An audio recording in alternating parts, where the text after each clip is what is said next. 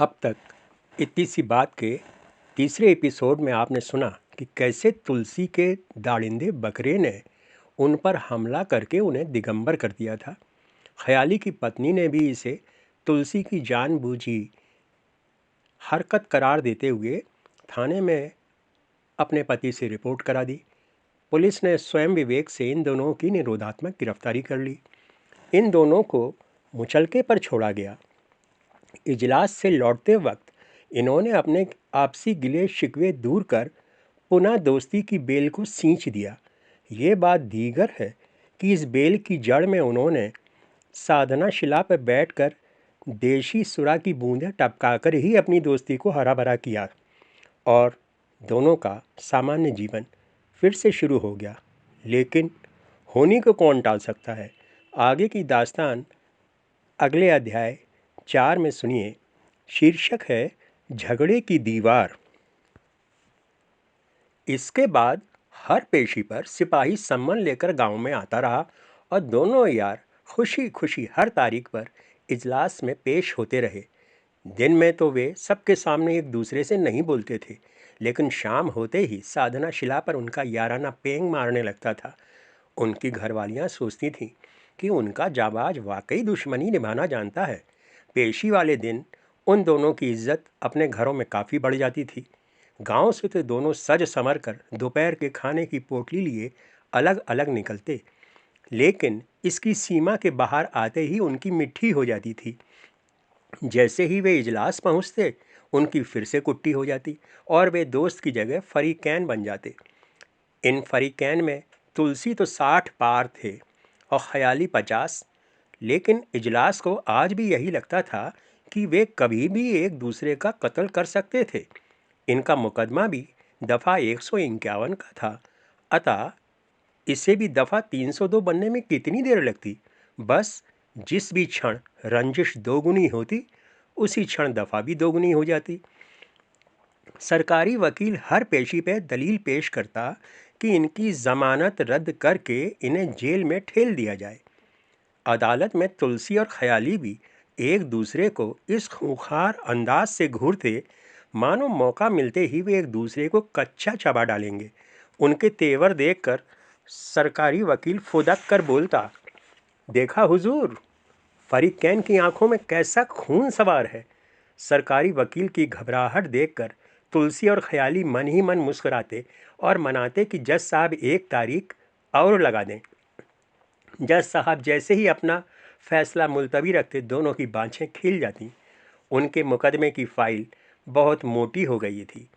इस मुकदमे के दौरान कई जज आए और गए, लेकिन कोई भी यह फैसला नहीं कर सका कि क्या वाकई इन्हें छुट्टा छोड़ने पर इनमें से कोई कत्ल जैसी संगीन वारदात कर सकता था। जब कभी किसी पेशी पर ऐसे आसार बनते और अदालत उनका मामला खारिज करने की बात सोचती, तो वे तुरंत अदालत के रूबरू कोई ऐसी हरकत कर देते जिससे कि जज साहब का विचार बदल जाता। उनके केस में फिर एक तारीख पड़ जाती, क्योंकि कोई भी किसी के कत्ल की जिम्मेदारी अपने सिर पर नहीं ले सकता था। इजलास का ये सबसे पुराना मुकदमा था। कोई भी नहीं चाहता था कि इसमें जरा सी चूक होने से मामला दफ़ा 151 से 302 में तरमीम हो जाए। कत्ल से ज़्यादा संगीन कोई और जुर्म नहीं होता। अगर ये इजलास की जरा सी चूक से होता तो ये वाकई बड़े शर्म की बात होती।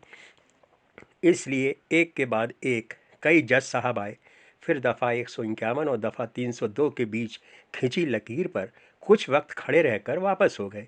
इनमें से कोई भी इनके कत्ल के अंदेशे को पूरी तरह नहीं नकार सका। जब कभी ऐसे आसार भी बने तो ख्याली और तुलसी ने ऐसा होने नहीं दिया। थाना कचहरी उनकी ज़िंदगी में ऐसा रच बस गया था कि वे ज़िंदगी इसे अपने पास रखना चाहते थे। यह केस अदालत में इतना मशहूर था कि परिसर के चाय खुमचे वाले और वकीलों के मुंशी भी इसकी पेशी की तारीखें मुंह जुबानी याद रखते थे। पेशी के दिन इजलास में बहस सुनने वे फरीकैन से पहले पहुंच जाते थे। फरीकैन के दुबले जिस्म देखकर सभी को तो ये लगता कि इनकी दम पर कत्ल करना तो मुश्किल है, लेकिन फरीकैन के मंसूबों को देखने के बाद कोई इसके अंदेशे को भी नकार नहीं पाता था। एक बार एक सख्त टाइप जज साहब अदालत में आए। वे तेजी से फैसले करने के लिए मशहूर थे। अभी उनकी नई उम्र थी अतः पुरजोश थे। उन्होंने जब पेंडिंग लिस्ट में वाद संख्या 313/1990 सरकार बनाम फरीकैन तुलसीराम वल्द लक्ष्मीदत्त और ख्याली राम वल्द टीकाराम आदि को सबसे ऊपर देखा तो सबसे पहले इसी को निपटाने के लिए कमर कस ली। प्रथम दृष्टया उन्हें लगा कि वे 2-3 तारीखों में केस का निपटारा कर देंगे। ये मुकदमा 20वीं सदी के आखिर में शुरू हुआ था और अब 21वीं में भी कायम था। सरकारी वकील और फरीकैन भी अपने मुद्दों पर कायम थे। नए जज साहब के सामने आज इसी प्राचीन मुकदमे की पहली पेशी थी, अतः अदालत में हुजूम उमड़ पड़ा था। फरीकैन की घरवालियां हर पेशी पर अपने जाबाजों की सेवा टहल बढ़ा देती थीं। उन्हें लगता था कि उन्हीं के मान सम्मान के लिए ही तो उनका घरवाला इतने दिनों से अदालत में लड़ रहा है। उनकी समझ से मुकदमा लड़ना किसी जिस्मानी वर्जिश की तरह ही कोई काम था, अतः वे इस दिन अपने प्राणनाथों को बदन की मालिश भी कर देती थीं। पेशी के दिन वे उन्हें पौष्टिक आहार की पोटली भी थमा देती, क्योंकि वे नहीं चाहती थीं कि उनका जाबाज भूख की वजह से मुकदमा हार जाए। ख्याली और तुलसी घरवालियों की सेवा टहल ग्रहण करके नहा धोकर साफ धोती कुर्ता पहने आंखों में सुरमा डाले इजलास पहुंच जाते। पिछली कुछ पेशियों से वे अपने वाद्य यंत्र भी साथ लेकर जाने लगे थे। अपने मुकदमे की बारी आने तक वे कंपाउंड के किसी भी थके हुए वकील के बस्ते पर बैठ जाते और फिर तुलसी सारंगी के सुर के साथ अपनी सुरीली आवाज़ में भजन गाने लगते। ख्याली भी अपनी घुंघरू लगी ढबली डबक डबक बजाकर उनका साथ देने लगते। अदालत में ऊँगते फरीक और थके हुए वकील उनके चारों ओर इकट्ठे हो जाते और उनकी जुगलबंदी का आनंद लेते। आसपास में ये जोड़ी अत्यंत लोकप्रिय हो गई थी। यहाँ के स्थानीय बंदे चाहते थे कि इनका मुकदमा अनंत काल तक चलता रहे। इनकी मर्जी भी उनसे अलहदा नहीं थी, लेकिन नए जज साहब तो मानो इनके अरमानों पर पानी फेरने को आमादा थे। वे तो 2-3 पेशियों में ही सारा टंटा निपटाने की बात सोच रहे थे। मुकदमा जब शुरू हुआ था उस वक्त दोनों फरीकैन के शरीरों में काफ़ी जान थी, लेकिन रोज़ाना सुरा सेवन से उनका जिगर अब कमज़ोर हो गया था। उनकी भूख मर गई थी, लेकिन उनकी पहली धार की प्यास इतनी बढ़ चुकी थी कि यदि उनका बस चलता तो वो पहला कुल्ला इसी से करते। दोनों के शरीर अब ढांचा भर थे। तुलसी उम्र में ख्याली से 4-5 साल बड़े थे। उनकी तो पेशाब भी अब चप्पल पे छूटती थी। ले देकर दोनों ने पूरी ज़िंदगी में मात्र एक झगड़ा किया था और इसे भी वे आजीवन जिंदा रखना चाहते थे। सिपाही जब गांव में समन लेकर पहुंचता तो उन्हें लगता मानो साक्षात भगवान के दरबार से बुलावा आया है। उनके सूखे शरीरों में प्राण पड़ जाते। इसी झगड़े की बदौलत उन्हें समाज के 4 लोग बतौर मुकदमेबाज भी जानने लगे थे, अन्यथा उन्हें तो मात्र गवैये बजैये का ही स्तर प्राप्त था। इसी मुकदमे ने उनकी थाने में भी आवाजाही कराई थी। अदालत का हर चाय वाला उन्हें नाम से जानता था। उनके जीवन में इस मुकदमे के अलावा कुछ बचा ही नहीं था। इसके बिना वे अपने जीवन की कल्पना भी नहीं कर सकते थे। जज साहब ने भी जब आते ही सबसे पहले इसी मुकदमे का सफाया करने का ऐलान कर दिया तो फरीकैन को जज साहब के इरादे कुछ नेक नहीं लगे। दोनों ने अपनी सुरमेदार आंखें चमकाकर कसम खाई कि वे अपनी आखिरी सांस तक इस मुकदमे की नब्ज थमने नहीं देंगे, इसके लिए उन्हें चाहे कुछ भी करना पड़े। उनका मशहूर वाद नंबर 313/1990 आज चौथे नंबर पर लगा था। शुरुआती 3 मुकदमे सुनने के बाद जज साहब अपने चैम्बर में चले गए। वहाँ उनके पेशकार ने अगले मुकदमे की फाइल उनकी टेबल पर रख दी। जज साहब का ख्याल था कि केस का स्टेटस देख समझ लेने के बाद उन्हें सुनवाई के वक्त आसानी हो जाएगी, अतः वे आंखों पर चश्मा चढ़ाकर फाइल पर झुक गए। केस के स्टेटस के नाम पर उन्हें इतना ही समझ आया कि आज तक इस मुकदमे में सभी लोग कत्ल का अंदेशा होने ना होने के बीच झूलते रहे थे।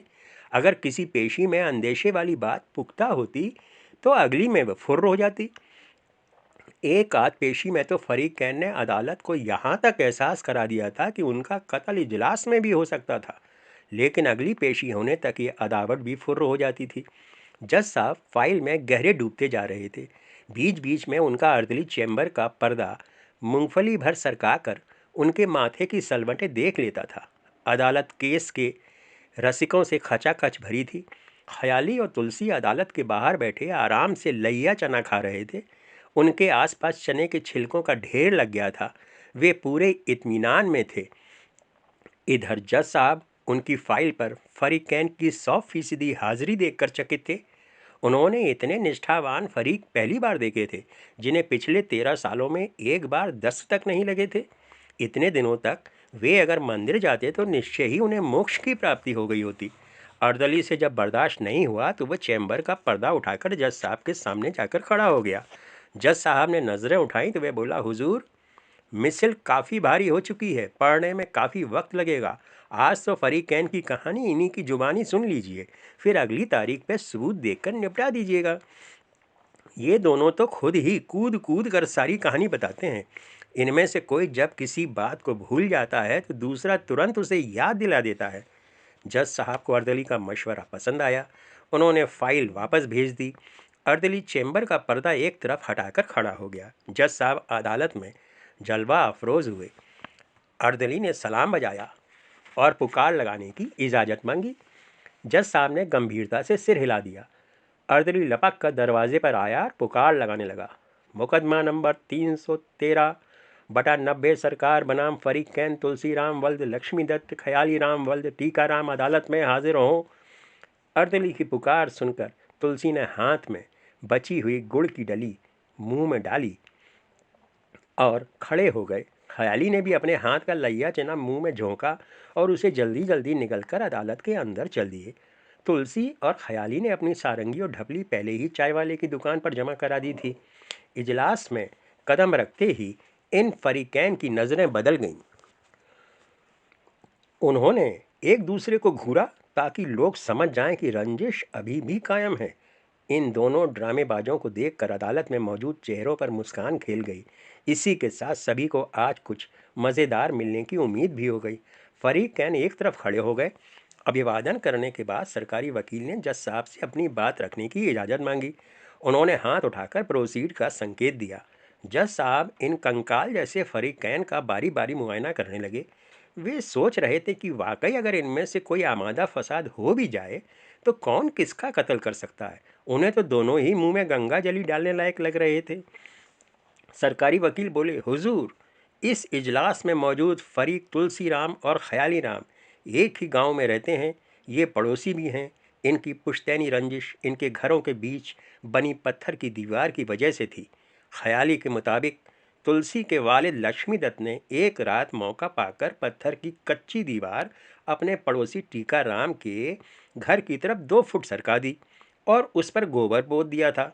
अगली सुबह जब ख्याली के वालिद टीका राम ने अपना आंगन 2 फुट छोटा पाया तो उन्होंने इस पर एतराज़ किया।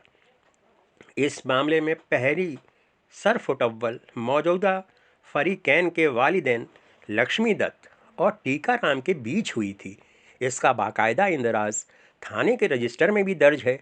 अगर इजाज़त हो तो इसकी नकल ताईदी पेश की जाए। जज साहब बोले, कोर्ट साहब, आप इन गड़े मुर्दों को उखाड़ कर आखिर कहना क्या चाहते हैं। कोर्ट साहब बोले, हुजूर, बस इतना ही कि इनकी रंजिश पेशतर है। जज साहब ने नोट किया। कोर्ट साहब आगे बोले, इसके बाद दोनों फरीकैन का जन्म हुआ। ये अपने अपने आंगन में खेलकर बड़े हुए। छोटे आंगन वाले फरीक के वालिद ने अपनी आंखें मूंदने के पहले अपने लगते जिगर को समझा दिया था कि तेरा आंगन दीवार के उस पार 2 फुट आगे तक है। मैं तो इसे वापस नहीं ले सका, लेकिन तू ज़रूर लेना, तभी मेरे कलेजे को सुरग में शांति मिलेगी। मौजूदा फरीकैन में छोटे आंगन वाला ख्याली राम है और बड़े आंगन वाला तुलसी राम। यहाँ बस फ़र्क इतना रह गया कि बड़े आंगन वाले ने अपनी आंखें मूंदने के पहले अपने 2 फुट बड़े आंगन का राज अपने पुत्र को नहीं बताया था। इसीलिए तुलसी की नज़र में उसका आंगन उसकी पैदाइश के वक्त से ही इतना बड़ा था। उसकी इस मुद्दे पर शुरुआत से ही ख्याली से खिलाफत रही। जज साहब टेबल पर कोहनी टिकाए कोर्ट साहब की बातें सुन रहे थे। कोर्ट साहब धारा प्रभाव बोल रहे थे। जज साहब भी उनकी काबिलियत के कायल हो गए। जज साहब को क्या पता था कि जब भी इजलास में कोई नए जज साहब आते थे तो सारा मसला इन्हें ही शुरू से सुनाना पड़ता था। ये मसला चूँकि पीढ़ी पार का था, अतः मात्र फाइल देखकर कतई समझ नहीं आता था। इन्हें सारी कहानी जुबानी याद थी, अतः ये केस की शुरुआत में ही इसे बयान कर देते थे। कोर्ट साहब की तकरीर के वक्त फरीक कैन अपनी चुंधियाई आंखों से जज साहब को देखते हुए अपनी मुंडियां हिलाकर कोर्ट साहब के कथन की तायीद कर रहे थे। बीच बीच में वे कोर्ट साहब के लिए प्रशंसा भरी नज़रों से एक दूसरे को भी ताक लेते थे। कोर्ट साहब ने उनके वालिदैन की सिर्फ फुटअव्वल इतनी खूबसूरती से पेश की थी कि उन्हें भी अपने दिवंगत वालिदान के प्रति श्रद्धा उत्पन्न होने लगी थी। कम से कम वे अपने औलादों को विरासत में एक टंटे की जड़ तो दे ही गए थे। जज साहब ने कोर्ट साहब को तेजी से बढ़ने का इशारा किया। कोर्ट साहब बोले, काबिले गौर बात यह है कि फरीक कैन आज तक आंगन की बिना पर कभी नहीं लड़े, क्योंकि ये मसला तो ख्याली के घर लड़का पैदा होने पर सुलझ गया था। जज साहब की आंखों में कौतूहल पैदा हो गया। वे पूछ बैठे, एक पीढ़ी पुराना मसला एक बच्चे ने कैसे सुलझा दिया? फरीक कैन जज साहब के प्रति भी श्रद्धा से भर गए, क्योंकि वे भी उनकी कहानी बड़े ध्यान से सुन रहे थे। इस वक्त चूंकि ख्याली के लड़के की बात चल रही थी, अतः उत्साह में ख्याली बोल पड़े, हम बताएं जज साहब? जज साहब ने उन्हें घूरा, बोले, जब कहा जाएगा तब बोलना, अभी कोर्ट साहब को बोलने दो। ख्याली राम सुटुक गए। कोर्ट साहब फिर चालू हुए, मसला ऐसे हल हुआ हुजूर कि ख्याली तो पत्थर की कच्ची दीवार के 2 फुट पार तक अपनी ही जगह मानते थे। अतः इन्होंने अपने 3 साल के बच्चे को ऐसी आदत डाली कि वह लघुशंका लगने पर इसी दीवार पर खड़ा होकर अपनी मूत्रधार तुलसी की तरफ गिराता था। तुलसी ने जब एतराज़ किया तो ख्याली बोले, जिस दिन बच्चे की धार दीवार के 2 फीट पार गिरे उस दिन मुंह खोलना, तब तक चुप रहो। तुलसी चुप हो गए। जज साहब की उत्सुकता चरम पे थी। वे बोले, कोर्ट साहब अपनी बात को जरा रफ्तार दें तो बेहतर होगा। कोर्ट साहब बोले, यहाँ तक तो सब ठीक था, लेकिन इसके बाद ख्याली और इसकी घरवाली ने एक नया ही पैंतरा खेला।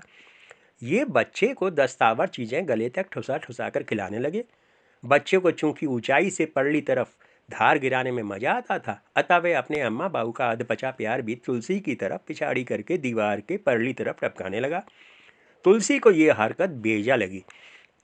उसने फिर एतराज़ किया, लेकिन ख्याली फिर अड़ गए। ख्याली का कहना था कि फीते से नाप कर देख लिया जाए कि लड़के ने सारा माल अपने ही इलाके में गिराया है। हुजूर, इसके बाद तुलसी ने हथियार डाल दिए और अगले ही दिन पत्थर की दीवार अपनी तरफ 2 फीट पीछे कर ली। बच्चे को चूंकि दीवार पर बैठकर निपटान की आदत पड़ गई थी, अतः इसे छुड़ाने के लिए ख्याली को उसकी कुटमस भी करनी पड़ी। इस प्रकार हुजूर, एक 3 साल के बच्चे ने दीवार का मसला सुलझा दिया था। कोर्ट साहब का खुलासा सुनकर जज साहब दंग थे। इजलास के लंच का टाइम हो गया था, अतः उन्होंने कोर्ट साहब को यहीं हाल्ट कराया और बोले, बाकी बातें लंच के बाद सुनेंगे। ख्याली और तुलसी इस मसले में जज साहब की इतनी ललक देखकर अभिभूत थे और अदालत भोजन अवकाश के लिए स्थगित हो गई।